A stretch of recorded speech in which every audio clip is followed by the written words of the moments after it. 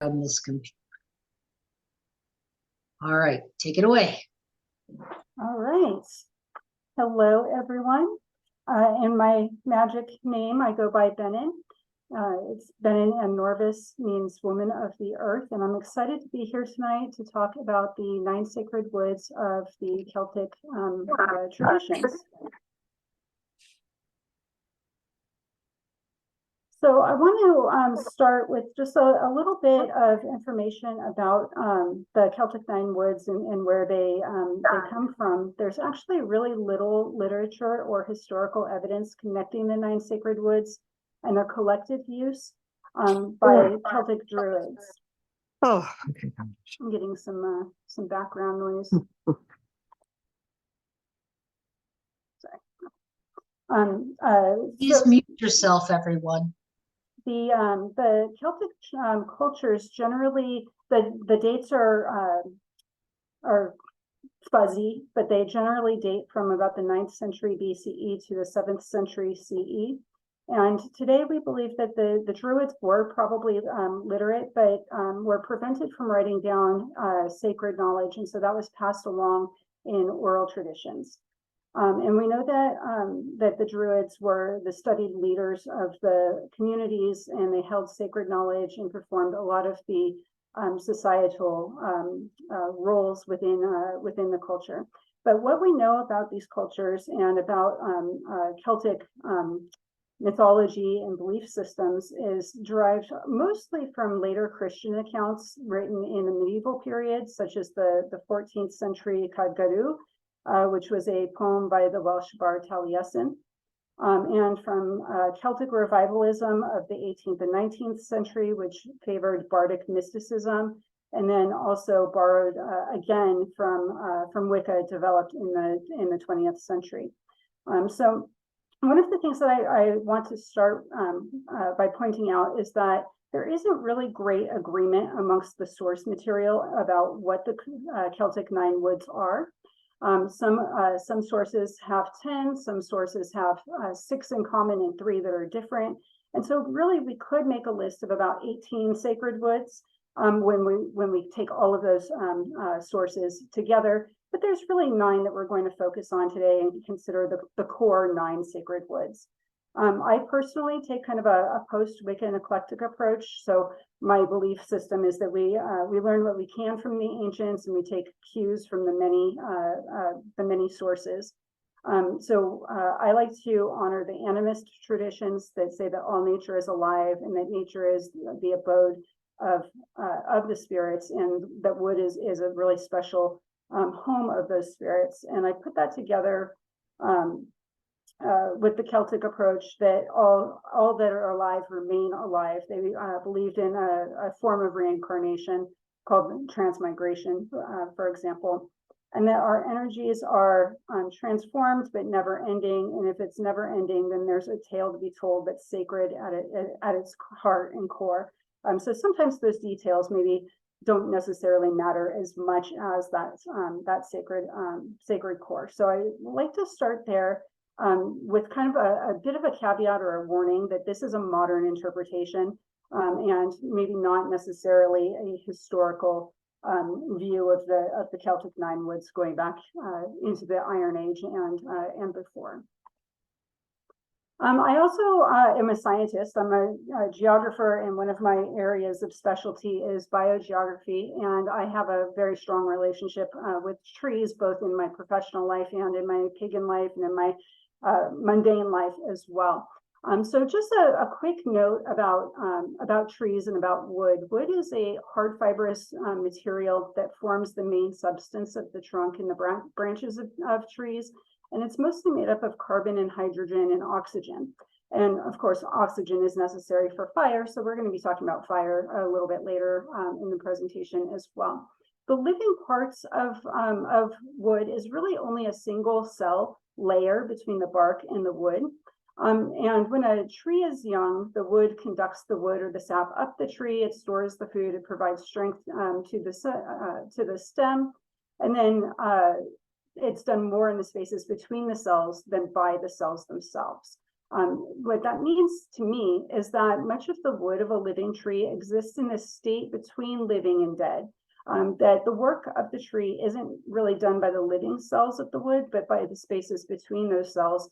And so I see that as a scientific explanation of what my pagan heart would call a spirit realm, that we're really explaining the same thing from two different perspectives or from multiple ways of thinking.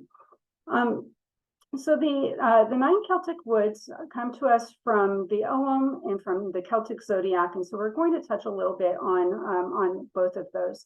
The Ogham is also called the Celtic tree alphabet. It was the written language of Ireland in the 4th through the 9th centuries, and it's written in a form that has 20 characters, which are called feta. Those feta are arranged into 4 series called achmai. And the alchemy are families, and there's 5 or 6 added later letters on top of that. We can write the Ogham either vertically or horizontally. So in the horizontal form, the right side of the vertical form faces down. If you think about it, you just kind of fold it over, right? It falls up, kind of a 90-degree angle. And so where we're going to live today in the 9 sacred woods are in these first 9 characters. The characters Beth, Lewis, Fern, Sale, Neon, Roth, Dwar, Tine, and Cole. Those are the 9 sacred woods. There are, of course, in the Ogham, there are other woods. They're just not part of this core 9 woods. Apple, blackthorn, elder is kind of a tree or a shrub. We're going to talk about yew, but it's not really part of the 9 core sacred woods as well. So as we're going through today, we're going to look at each of the Celtic woods, and I've included the Ogham character that corresponds with each of the woods. They're in a slightly different order. There's like 1 or 2 that are maybe out of order, but the Ogham also corresponds mostly with the Celtic calendar, which is a 13-month wheel of the year, and it also functions as a zodiac kind of a system. And so the 9 Celtic woods, the sacred woods, are the first 9 months of the Celtic calendar. They include birch, rowan, ash, alder, willow, hawthorn, oak, holly, and hazel. The other 4 months of the year are vine, ivy, reed, and elder. They're not trees, so they're not included in the 9 sacred woods. In the Celtic tradition, they consider elder to be a bush, which is kind of a bush and kind of a tree. It's kind of in that weird in-between area. So we're going to look at the first 9 months. As we're going through the presentation today, also, I'm going to give you a little bit of information about the zodiac, the correspondence for each of the months as well. We also find the 9 sacred woods mentioned in the Wiccan Rede. That goes 9 woods into the cauldron go, burn them fast and burn them slow. Birch in the fire goes to represent the lady, what the lady knows. Oak in the forest towers with might, in the fire it brings the gods in sight. Rowan is a tree of power, causing life and magic to flower. Willows at the waterside stand, ready to help us to the summer land. Hawthorn is burned to purify and to draw fairy to your eye. Hazel, the tree of wisdom and learning, adds its strength to the bright fire burning. White are the flowers of apple tree that brings us fruits and fertility. Grapes grow upon the vine, giving us both joy and wine. Fir does mark the evergreen to represent immortality seen. Elder is the lady's tree, burn it not or cursed you'll be. So in the Wiccan Rede, most of the 9 are mentioned. There are a couple that aren't mentioned, and then there's also the addition of other trees that are, or plants, I should say, that are included, the grape and the elder specifically. The earliest accounts of how the 9 Celtic woods are used are in the Need fire. I know that the old Celtic languages can be especially difficult. The Need fire is pronounced Jenna Aeon, and the The TJ sound is almost a CH in English, but not quite. It's a J, right? Jan Agan. And it's the need fire. These are big bonfires that are celebrated on the 4 non-solar Sabbats, Samhain, Imbolc, Beltane, and Lunasa. In these big, large bonfires, all of the 9 Celtic woods would be burned together. And the purpose of the need fire was to bring your needs to the community. And then through ritual and through magic, those needs would then be met.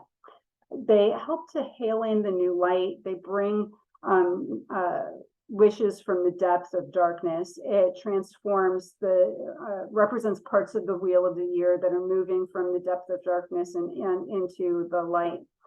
In the bonfires, and whenever we're burning the 9 sacred woods, and most of the time burning in fire is how they're used, both hazel and holly can be toxic. And so that's one of the reasons why we see apple mentioned in so many of the source material. It can be used to represent the holly or the hazel. It's okay to burn a little bit if you're just doing like little scrappies of the wood, but if you're doing a large bonfire, you don't want to put holly or hazel on that fire. So we would substitute it with apple or fir or sandalwood, and I'll talk about some of the alternatives after we go through the 9 major woods in a little bit as well. There's a couple of ways that we can do the bonfires. They can be the large, like wicker man, community-based fires where each of these 9 woods would be represented with twigs and logs in the fire. It can be a campfire that has twigs in it, or we can also use just scraps and shavings and make a very small little fire and represent some of the same ritual purposes. One of the ways that I like to use the 9 Celtic woods is through cauldron fires, to burn small amounts of this wood for smaller rituals, not for large community rituals, but for things that are more personal, that are maybe for the home, for the hearth, for your own personhood, for your family, for a smaller group. And these small rituals can help to restore balance. You can use them to honor the usefulness of the trees. We know that trees and wood specifically are incredibly useful to humans, and so it's appropriate for us to use them and to say thank you and to honor them for the warmth that they provide and for the fuels that we use for cooking. The ways that we use them for building materials and even to make weapons. And so we can use the cauldron fires both to feed these needs of our physical selves, but also to feed those needs in our spirit self. How does your spirit self need to have warmth or nourishment or a place to live or protection, for example? When combined, these woods do all of the aspects of a complete ritual. They cleanse, they offer honor, and they can be used to invoke, especially to invoke deities or to invoke a change in your life. So taken together, they represent a complete ritual. They represent all of the petitions of spell work and all of the elements. And that's true whether we're thinking about them in terms of the 4-element system or the 5-element system, including spirit or not including spirit. The way to do a small cauldron fire is to select sticks, but you don't have to select sticks. It doesn't necessarily have to be the wood. You can use the needles, the leaves, the cone, the berries, the bark, shavings, resin, or incense to complete these kinds of rituals as well. In my work as an ethnobotanist, one of the things that we learn, though, is that the different parts of a tree sometimes have opposite effects, and sometimes cultures that are close by to each other will use different parts of a tree. But in these types of rituals, in the cauldron fire type of a ritual, the bark, the berries, any part of that tree is going to have the same kinds of correspondences. It might be stronger in the wood than it would be in the leaves or the cones or the fruit of those trees, but I feel like they work just as well. So you take your plant material and you burn it in the cauldron. One of the things that I wanted to mention also is that most of these are found in the British Isles, obviously, in the Irish Islands as well. And they're not always close by to us where we are here in the United States. So as an alternative, it's also okay to select sticks that you're drawn to. Maybe you're out for a walk in nature, and you can let those symbolically represent the 9 sacred woods as well. So we're going to go through each of the 9 sacred woods and then a couple of the alternatives, and then we'll come back together for how to use them a little bit more as well. The birch.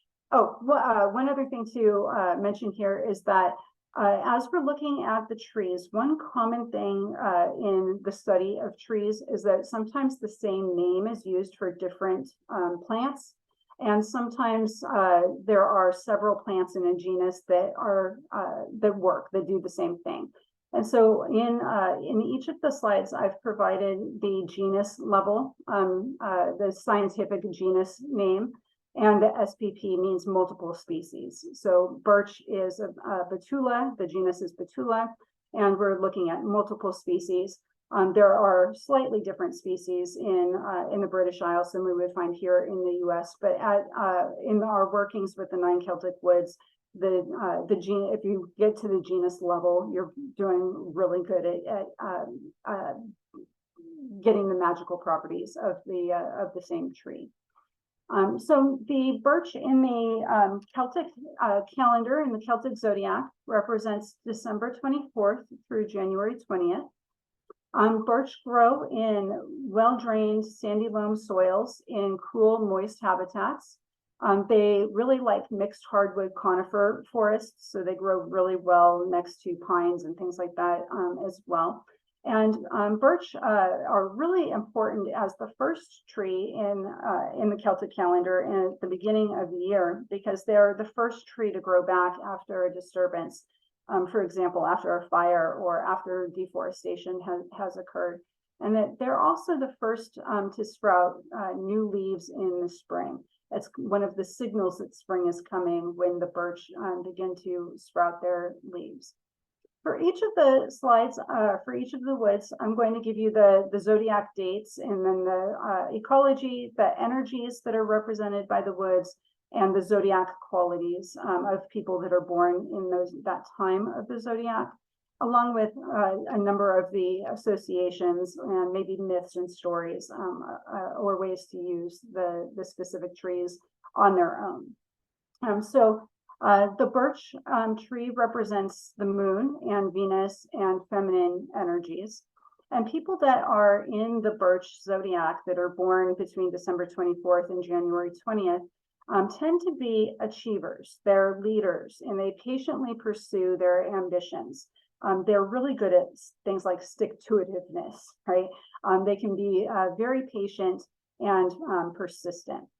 The birch tree, again, represents new beginnings and renewal and change and feminine energies. It's associated with rebirth and with regeneration.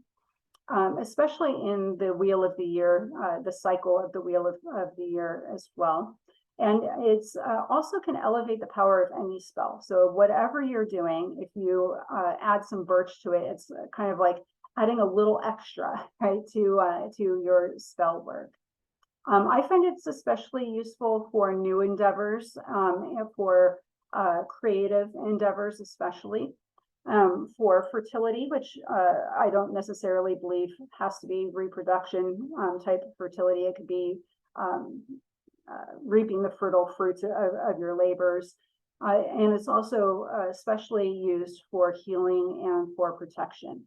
And as a healer and a protector, it's one of the reasons why it works so well for healing and protection is because it is associated with that new life. And so we like to use birch at the beginning of a spell so that you're protected in doing your work. And then also that renewal and the healing are very well connected to each other as well. The rowan is in the Sorbus genus. The ogham is Lewis, and it's from January 21st to February 17th. Rowans live in mountains and heathlands, which are a special ecology found in the British Isles that were deforested about 5,000 years ago, and on woodland edges. It has a masculine quality to it, and it's associated with the element of air.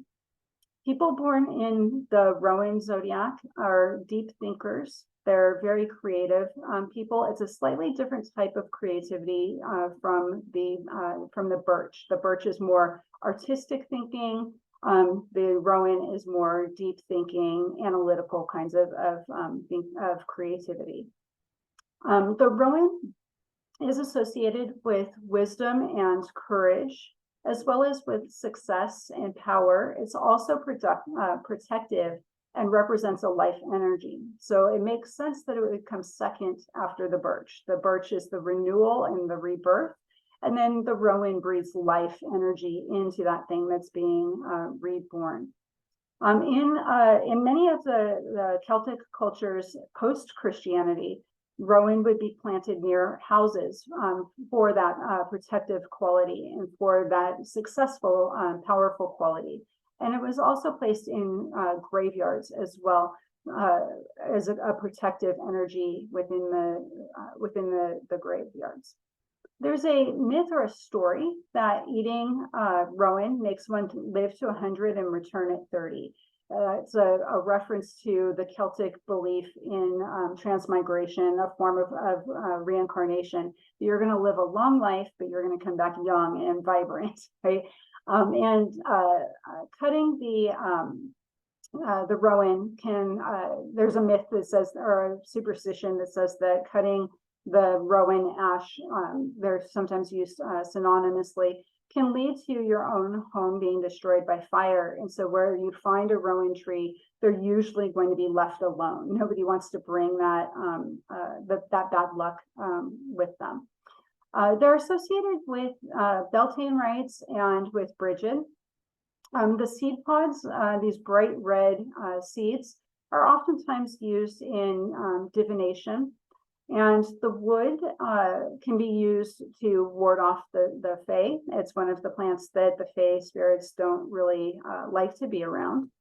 The wood is also, the sap is astringent, and it's used for its medicinal properties and as a medicinal protectant, as a way to stay healthy or to not get sick, in other words. I've also included in the slides the Proto-Celtic language origins of some of the plants. If you see in more modern languages, if you see onos, in, or en, you'll find that those are associated in the ancient languages with the rowan tree. The ash is a similar tree to the rowan. It's still got that kind of thick trunk. It's a little bit gnarly of a tree. It's in the genus Fractionis, and the ogham symbol is neon. The astrological calendar is February 18th through March 17th. If I am not mistaken, I believe that's the Pisces season in the traditional astrology. Ash trees live in fertile soils. They like well-drained, deep soils in cool environments. They don't do very well in hot environments. Their energy is balanced. There's a masculine sun energy and a feminine water energy. So they're really useful for using to help find your balance. The ash zodiac, people born in the ash zodiac are ethereal creatives. They have a whimsical type of a quality. The ash is associated with abundance and prosperity and health, transformation, and with the underworld. Its roots are very, very deep, and so it's oftentimes associated with that underworld. It can be associated with Lu and Lunasa. And in the Norse traditions, it's also the Yggdrasil, which is associated with Odin and divination and wisdom. It might seem a little odd to include some Norse tradition in a discussion of the Celtic Nine Woods, but it really does actually make a bit of sense because we know that there is some crossover and some sharing, that both the Norse traditions and the Celtic traditions probably came from a Proto-Indian or the Proto-Euro-Indian migration routes. It's associated with divining, and it can be used in any type of a spell. It can be used for astral travel and for protection as well. Similarly to being associated with astral travel, it's really helpful for prophetic dreams, for spiritual journeys. It is a shaman's tree. In its balance, while it's associated with the underworld, it's also can be used in ocean rituals. Traditionally in Celtic cultures, it has been used to make musical instruments. It's one of the first woods that was used to make the Celtic harp, for example. And ash is also used to make tools, and especially tools that will increase their productivity. So for example, a basket made out of ash will have the power of increasing the harvest of whatever it is that you're putting into that basket. I'm going to pause for a second.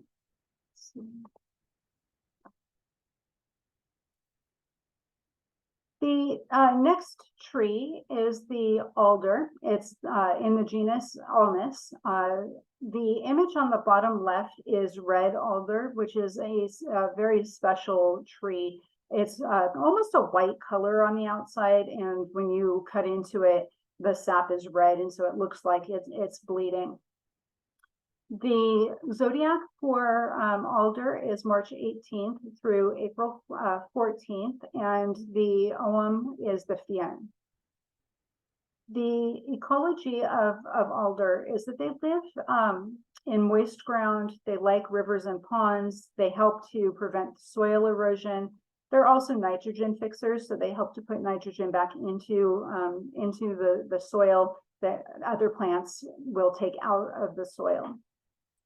They do really well near rivers that dry out and then they're wet, and they dry out and they're wet. And that's a pretty special tree adaptation as well, something that most trees require some a little bit more consistency in their moisture levels.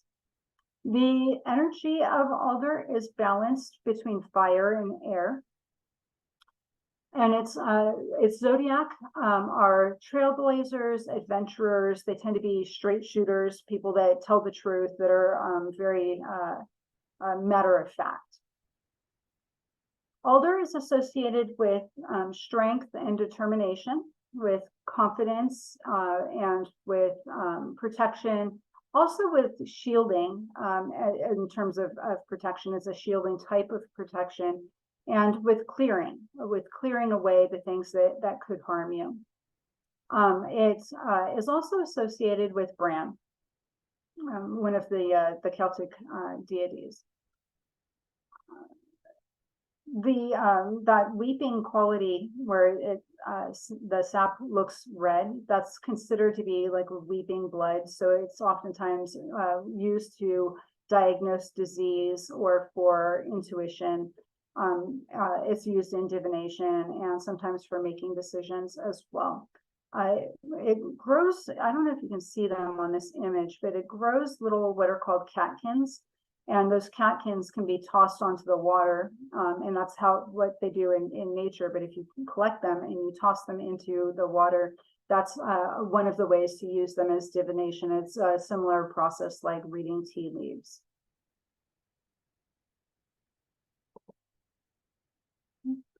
Willow is in the genus Salix, and its ogham is sail.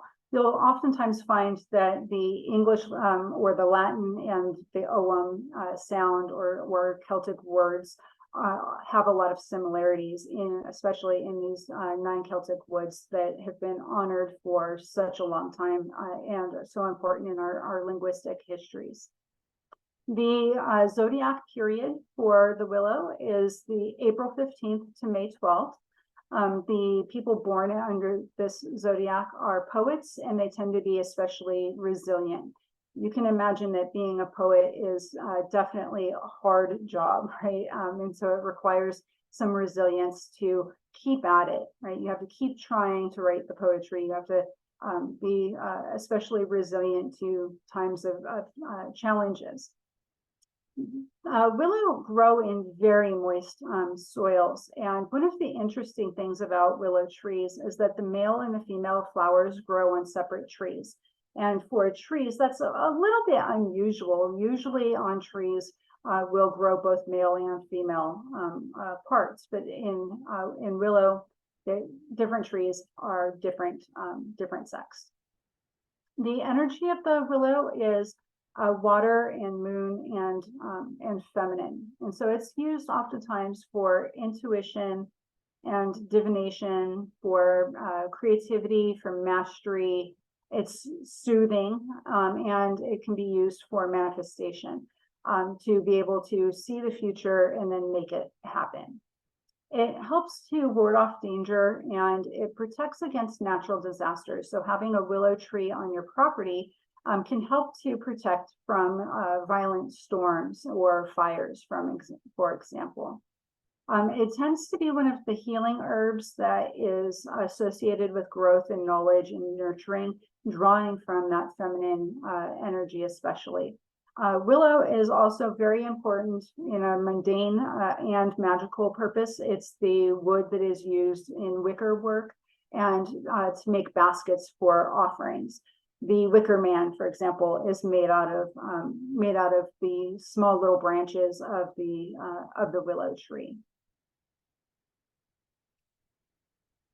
Hawthorn is in the Cretaceous genus. Its calendar is May 13th through June 9th, and its zodiac tends to be free-spirited and adaptable people. It likes to grow near rivers and riparian habitats. It likes to also grow in abandoned fields and pastures. It comes back after those areas have been disturbed and refertilized by the manure. It also grows in shrubs and grasslands and in oak woodlands, but it oftentimes stands alone. So it's usually in an area that's been cleared. It has a very masculine kind of an energy to it. It's associated with happiness and nature, but also with business and professions and defense. It's used sometimes for cleansing and for protection as well. We looked earlier at one of the woods that repels the fae. The hawthorn actually will attract the fae, especially when it's grown aside oak trees or nearby the ash. In early superstitions, it was an old wives' tale that if you placed a bundle of thorns under a baby's crib, it would repel some of the negative spirits. The hawthorn is especially an interesting tree to look at because its leaves look a lot like the tops of celery or cilantro or carrots. And it has a fruit on it that's almost like a crab apple. It's a bright red fruit. For those of us in more tropical areas, it almost looks a little bit like a cashew fruit as well. It's got this red apple kind of a look to it with a little bit hanging off the bottom of it. And also the wood is especially interesting because the core wood and the sapwood are so vastly different that you'll pick up different grains and finishes in the wood itself. The oak is associated with the Ogham Dwyer. Its calendar time is June 10th to July 7th. It grows, it's very profuse, it's very common. It's found on 6 of the 7 continents. It grows everywhere on the planet, just about, except for Antarctica. It's oftentimes grows between shrublands and conifer forests. That's where we generally find oak forests. The oak, there's a sessile oak that is the national tree of Cornwall and I think England. And it's just a very, very important tree in the British Isles, especially. It has a summertime and masculine energy. It's associated with the oak king that's associated with summer times. And the people born in the time period of the oak tend to be strong and stable. And those are things that are always associated with oaks, pretty much wherever they are found. They're always associated with a masculine kind of a strength and stability. And with oftentimes with a wisdom and with summer as well. They're associated also with abundance and confidence, with fertility, with success and good fortune. They're associated with the Celtic goddess Darin. In the stories of Gwydion and Math, they use the oak flower and a broom to fashion Bloodwen, which is another one of the Celtic deities as well. And so it's got multiple associations, a very important tree in the Celtic traditions. It's also called the Druids plant. And we know that the Druids, as the leaders, planted sacred groves. And one of the key reasons for the sacred groves, among probably many, was as a place of reflection, of thinking, of a place to derive wisdom. Pliny the Elder first described Druids climbing on oaks to gather the mistletoe during the moon phase for sacrificial fertility rites as well. And the sacredness of the oak survived Christianization. It was one of the traditions that wasn't suppressed, that was adopted by Celtic Christians. Its roots also are associated with the underworld and grow down into the underworld. And then holly is in the genus Ilex. Its ogham is Chenne, and its time period is from July 6th to August 4th. In the zodiac, people that are born under the holly are regal and royal. Holly is, for those of us in the United States, we probably think of holly as being more of a bush or a shrub, but in the British Isles, it grows a bit stronger, and so it grows into a tree. It actually becomes a true tree in the UK. It tends to grow in the undergrowth of oak and beech forests. It likes moist areas, and it tends to really like shady areas. And that preference for shady areas is probably one of the reasons why it's associated with the wintertime. But also, its red berries tend to ripen and fruit in the wintertime as well. It has a very masculine winter energy, and it's associated with the Holly King and that epic battle between the Holly King and the Oak King. It's probably also no surprise that it is associated with protection. If you've ever touched holly, you know that it's prickly, it hurts, right? And so those thorns, or they're not really thorns, but the sharp edges of the leaf have a protective quality to them. But what's probably less well understood is that it's also associated with healing and with luck and with unconditional love and with courage. And so it was often used as protective magic, and people would use it to bless their weapons before going to battle, for example. So it's known as the warrior's tree. Two very popular common uses of holly is to soak it in water overnight to make holy water, and then use that holy water as your moon water. And then there's also another tradition to tug a sprig of holly behind a mirror as a blessing for your house, to help protect your home and your family and your loved ones. And hazel. Hazel is in the genus Corylus. Its time period is August 5th to September 1st. The people that are born in this time period tend to be the wise sage ones.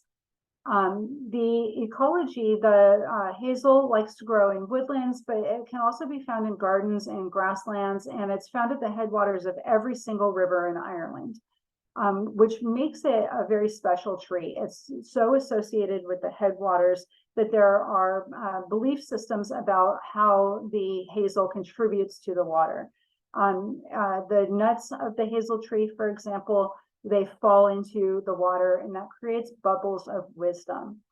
It's associated with salmon because it's found at these headwaters as well. It's also a tree that the Fae tend to favor. It's associated with wisdom and dreams, with prosperity, with intuition, and its wood, again, being so closely associated with water. The wood can be used as a divining rod, but it's also very commonly used for wands and staves. And you can see on the image on the far right of the slide that it grows in a relatively straight form, and it has a very smooth bark to it. And so it really is just kind of a natural wand or stave or tool, especially a tool of magic and of witchcraft. We know that the Celtic peoples, especially in the Iron Age, very much favored hazel because we find the leaves and the nuts of hazel found in the burial mounds. It's one of the only plants that survived in the burial mounds. So maybe there were others, but this is definitely one that we know was buried with people as well. Some traditions will suggest that it should never be burned. So when we're using hazel, we would want to use an alternative more than likely. And so we will turn to some of the alternatives. Yew is probably one of the most common alternatives that you'll find in the alternative sources, as being referenced as a significant tree in the Celtic traditions. It grows mostly in southern England and in Cornwall, especially, in Devon, near Dover, for example. And it's found in the understory of the beech woodlands. It's a unique tree because it is evergreen. It's also poisonous. The needle-like leaves are poisonous, and it has these really interesting, almost raspberry-shaped red berries with a bit of a hole in them. It's also associated with Lugh. You'll find that a lot of the Celtic trees are associated. There's multiple trees that are associated with the same deities. And the yew symbolizes death, and it's used quite a lot in cemeteries all throughout the British Isles as well.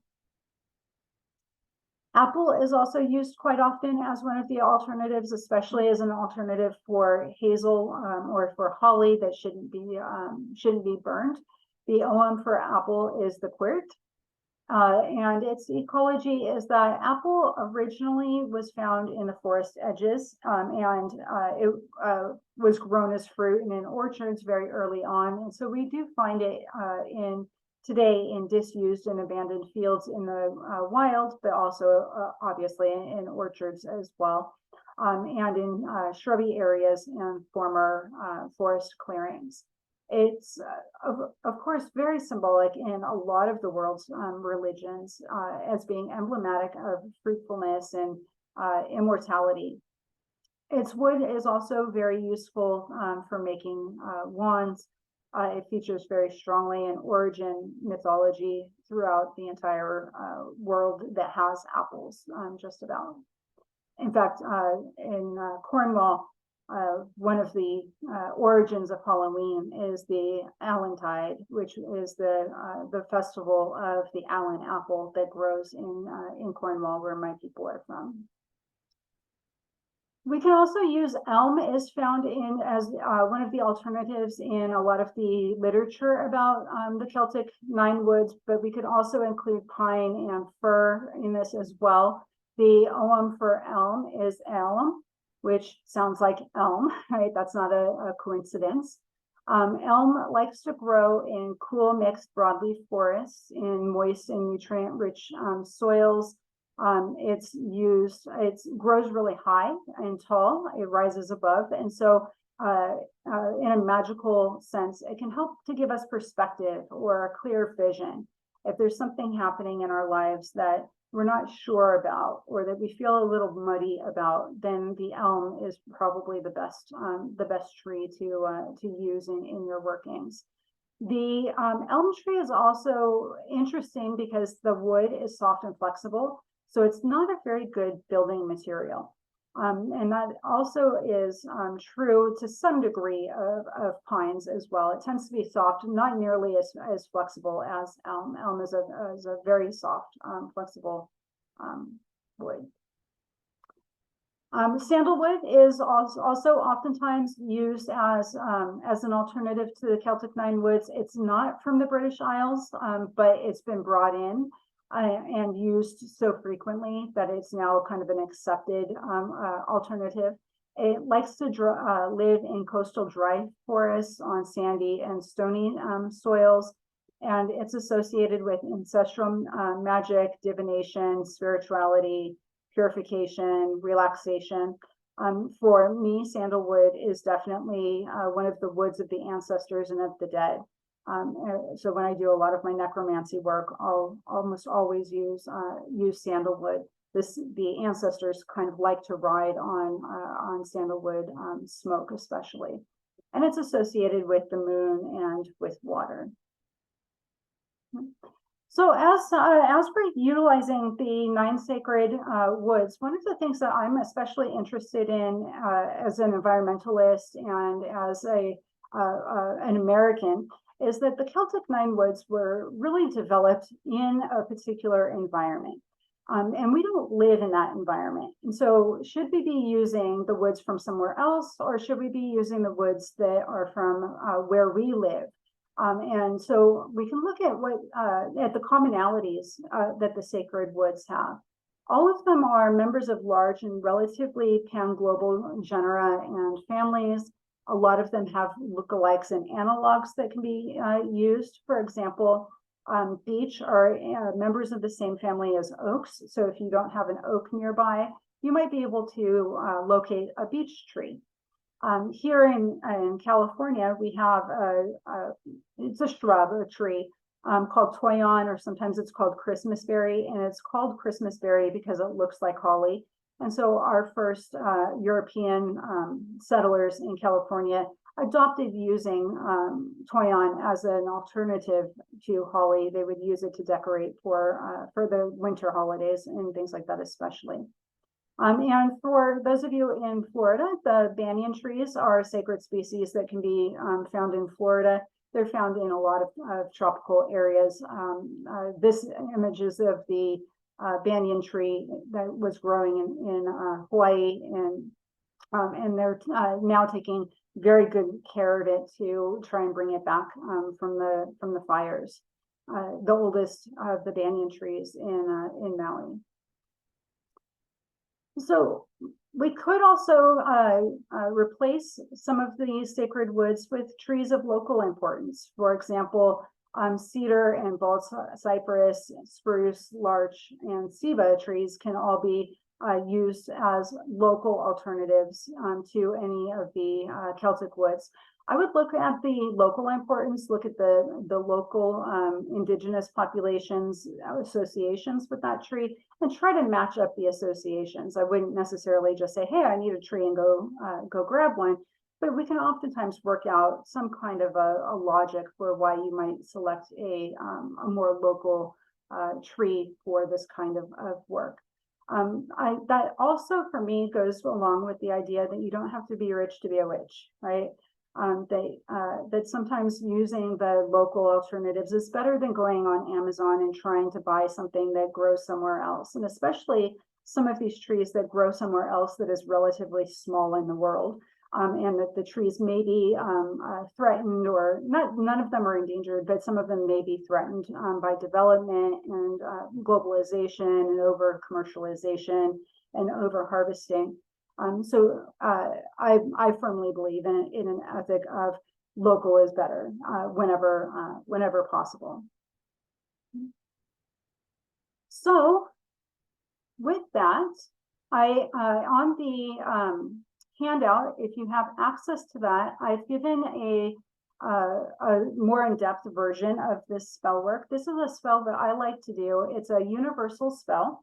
It's a spell that I do for any time that there's a change that needs to be made in my life. It's one of those pure forms of magic that you're getting ready to undertake a new beginning. Something major is about to change or needs to change in your life. And so I use this spell work in a couple of different ways. You can do it literally and actually put the woods into the cauldron or into the fire and burn them together, or you can do it as a visualization kind of a spell. On the handout, I've given you the side-by-side comparison with the visualization. Let's stop there and take questions first, and then I'll turn our microphones on and say the spell out loud.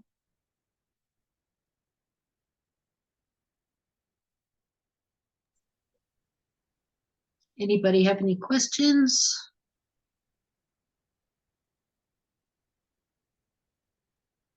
I I find had a question way back, but I forgot what it was. Oh you gotta write it down. no! This is very interesting to me, and lately I've been thinking about the different types of wood that grows around here, and sometime next month I'm scheduled to do this during a full moon, the October full moon. I'm collecting different types of woods, everything that I can find, and I'm looking up the elemental correspondence with it. So you could make a fire or a water fire or an air fire or an earth fire. Mhm. And then how would you use that in a spell, or what would you use that for? So that'll be a continuation of of this. Is very interesting. Thank you. Love that. Any other questions or comments?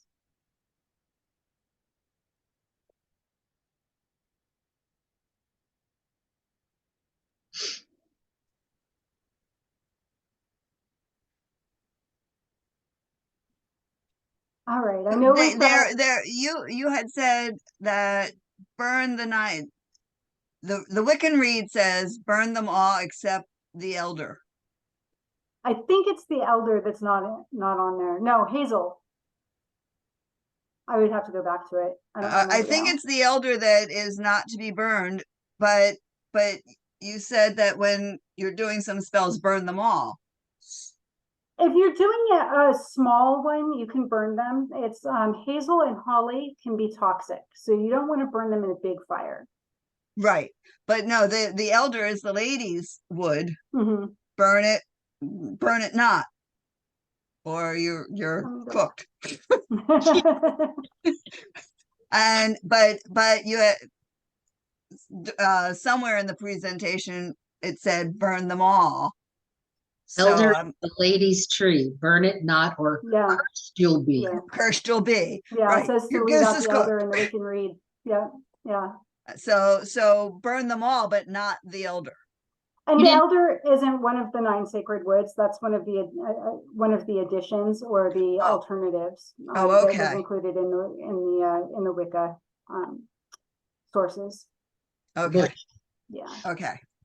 it's kind of like the grape and the fir that aren't really part of Okay. the, So of the elder's core not line. one of the 9. No. Okay. No. Elder is a very interesting plant. Elderberry is supposed to be really, really good for you, but if you have autoimmune diseases, it's horrible for you. It's a complicated tree. Yeah, it's the lady's It tree. can be poisonous or it can be medicine, right? And it's a very fine line of between the two. Well, that's with all medicines Yeah. and Yeah. poisons. Mhm, mhm. Yeah. It's always Now, about dose, the right? rowan tree, do we know where the rowan tree grows? Is that a northern tree? I know it grows in the British Isles, but I couldn't tell you exactly where in the British Isles. I know that it does grow in the south. Yeah, Okay. the British Isles are pretty north. Yeah. Yeah, Yeah, it grows in the south, which is still really, really north. yeah, yeah. Can't Mhm. say I ever saw it up in Illinois either, so. No, we don't have very many of them in the US. It's definitely a European tree. Oh, okay. Yeah. Hmm. Is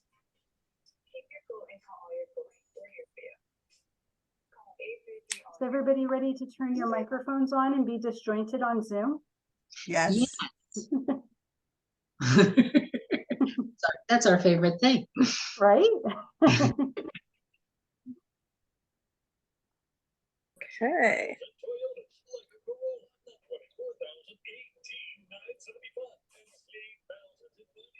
We will go ahead and do the spell. So get yourself seated comfortably, and you'll want to leave your eyes open probably because you want to read along with us.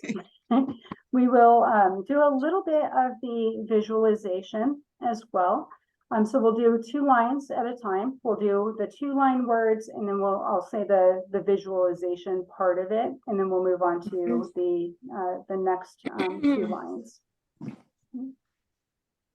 So let's begin with the first. The wood of birch to the fire To fire goes. goes from the From the womb womb From of the womb of earth, earth, life life renewed. renewed. So you want to visualize the thing that you want to change, or that new endeavor that you are embarking upon in your life. And visualize your hand holding a bough of birch and placing it in the cauldron. Feel that texture of the bark and see its black and white stripy pattern. As you drop the bough into the cauldron, one of its heart-shaped leaves remains on the surface. Focus your energy on a new beginning that you're preparing for in your life. And now the second lines, the wood of rowan to the fire Rowan to the goes. fire Fire goes from the from From the the tide tide of of winds, courage courage bestowed. bestowed. So now visualize placing a twig of rowan into the cauldron. Its bark, remember, is tight and smooth and a grayish color, and a couple of red berries trickle up to the top of your cauldron. Visualize a fierce wind that's blowing on you. That wind can knock you over, but you're going to stand up strong. And as you stand strong against that wind, everything that frightens you is gone. You feel tall, you feel the courage, you feel the confidence rising in you from your feet all the way up into your gut, and anchoring you to the soil. And now the third line. The The wood wood of The wood ash of ash to the fire goes. from From From sun the sun and sun water, and water, abundance abundance abundance grows. grows. Now you're placing that rough bark, dark stick of ash into the cauldron, and focus your energy on what needs to grow. Think about the sun shining on the seed of that need. Water the seed, nourish it, and watch it grow like a tiny little plant.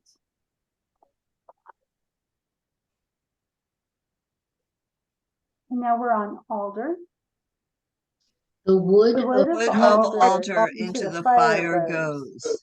Breath from of fire fire and of air, Air strength be be forged. forged.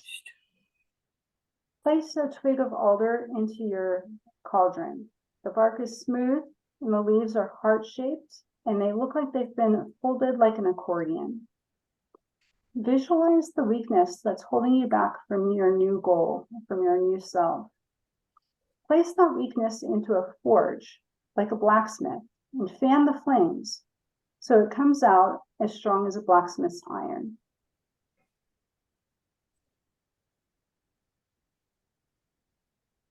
And then the next lines, the wood of The willow wood wood of into the willow fire willow goes. into the fire. In light fire of moon, we goes. make it so. In luminous If moon, we make it so. so. Now you're placing willow in the cauldron. Its branches are sinewy and pliable. Visualize the result of the change that you're seeking. It changes shape. The silvery light of the moon is morphing it into being like a werewolf. And now you see that it is. And the next line's for hawthorn. The wood, The Wood of hawthorn to the to fire the fire goes. Fire goes. goes. On rock of On earth, rock of success may earth, grow. success may grow. grow. Now you're placing a twig of hawthorn into the cauldron. It looks much like a young fruit tree sapling with thorns. Visualize the twig standing upright on strong bedrock. It grows tall and flowers with blossoms of 5 white, round petals. Then its red apple-like fruit emerges. See the mirage of the tree fall away, and what is revealed is your own success.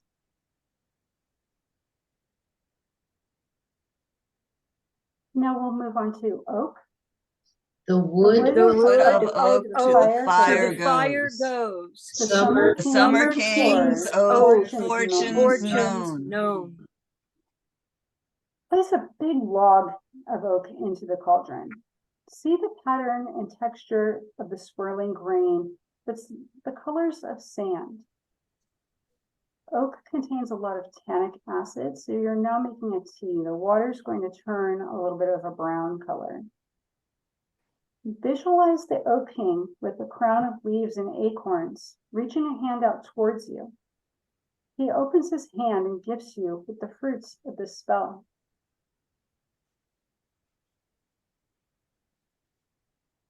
And now holly. The wood wood of of fire holly goes. to the fire goes. The winter king's Oath oath. Oath of Winter King, protect and cure. and cure. Visualize placing a bough of holly into the cauldron. Be careful, watch your fingers. Feel the waxy prick of the leaves as they escape your hand. Visualize the holly king with a crown of leaves and red berries upon his head. He has kindly red cheeks and a white beard, and blows a wind over the gifts you've received from the oak king. His breath freezes, forming a perfect icy bubble of protection around those gifts.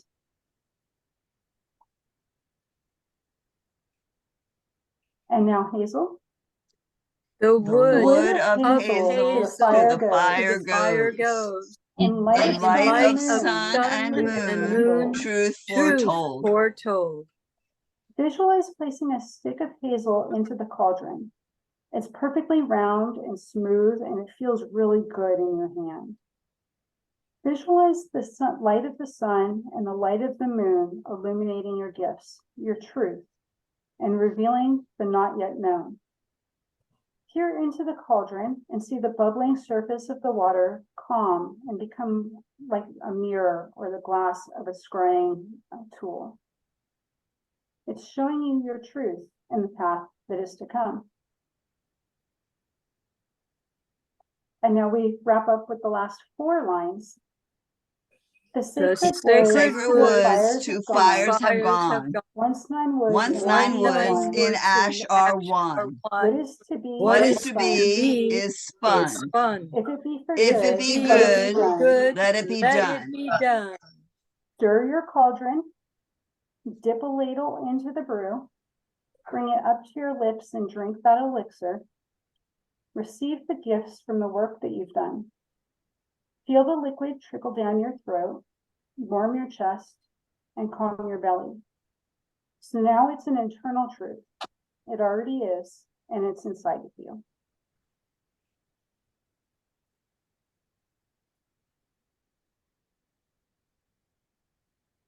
Very nice. So this spell, you would want water in the cauldron? If you're doing it in real life, I probably wouldn't do the water in the cauldron. I would put the wood in the cauldron and light it on fire. as a visualization, I like to visualize it with wood in the cauldron. Or with water in the cauldron. Right, okay. Yeah. Mhm. So it depends on which way you're doing it. So can if you were more or doing less it, literal. so if you were doing it in real life, you would burn the woods first and then add the water? I probably wouldn't add water at all into the cauldron. I would just use it as the container for the fire. Okay, Yeah. And then visualize I would change the visualization a little bit so that instead of drawing water, I would see the water or I would see the thing coming out Okay. of the fire. right, okay, thank you. It's very easily modifiable. Yeah. So in summary, the Celtic Nine Woods are associated with the magical rites of the bonfires. Most of these trees are found in relatively moist soils of grasslands, forests, and disturbed habitats. And they represent each of the habitats found in the Celtic world in all 6 nations of the Celtic cultures. And they tend to be aromatic or produce smoke when burned. And they also represent all of the 5 elements: earth, water, fire, air, and spirit. So when they're used together, they can bring balance and harmony and represent a complete ritual or a complete spell. It's kind of a universal spell. You can also use each of the 9 individually on your own as well. I've included a couple of sources. A Druid's Herbal of Sacred Tree Medicine by Ellen Everett Hopman is an excellent book. The Celtic Tree Magic by Danu Forrest is really good, and Forrest has a number of other books available as well. Really excellent writer. The last one on this list, the Book of Ogham, I haven't read yet because it's brand new. So I probably shouldn't be recommending it yet, but I know from the previews that I've seen that this is going to be a really great book, and I'm going to get my hands on it as soon as I possibly can. And it's about using the Celtic trees as oracles, especially. So with that, thank you. I will Wonderful, thank you. stop sharing. Thank you very much. That was great. Loved it. Thank you. Wonderful. It was very information. interesting, thank you. Yeah, it was Thank really you. interesting. Thank you. Are there any last questions or comments before we close our circle? No, that's enough. Not for me. That was a lot, right? That was a That was lot. good. I learned a lot. Thinking God. Be Whenever thinking, you're dealing with 9, that's a lot. I would usually like to do 3 at a time, maybe. and I love Very interesting. I mean, I love trees, so it's so nice to know some of their associations and magical properties and whatnot. Yeah, I love hugging trees. I just love them because Yeah, I'm definitely a tree person. You're going to want to look up that handout that she put on the Grove website, because she's got every tree and all the correspondences, and then she's got that spell with the part that she said too. Yeah. Excellent, thank you. Yeah. So we can do it again. Yeah, the handout has a nice little table that's simplified notes. So it's got the Ogham, it's got the associations, and the tree. Yeah. Perfect. Thank you. Thank you so much. Thank you. That was wonderful, wonderful. And our candle is halfway burned down now. But Mine is almost gone. I'm not going to blow it out. I'm going to leave that one to. Yeah, I'm gonna let it go because I we can't- need that. We You need can't that. see mine, but it's a birch candle. So Birch is here with us. Excellent. Nice. She always sneaks in, no matter what, Yeah. in candle or tree. She's gonna love that. Nice. All right, let's blow out our candles and close up. Blow out this candle, Candle, but hold it dear for to everyone everyone gathered here. from this From this grove, grove we do depart, but but keep keep its its lessons lessons in our in heart. our heart. Blessed be, Blessed be, be, be merry meet, merry meet, merry merry part, part, and and merry merry meet again. forest candle didn't want to blow out. It's like trees. Right. All right. Good night, everyone. Thank you. Good night.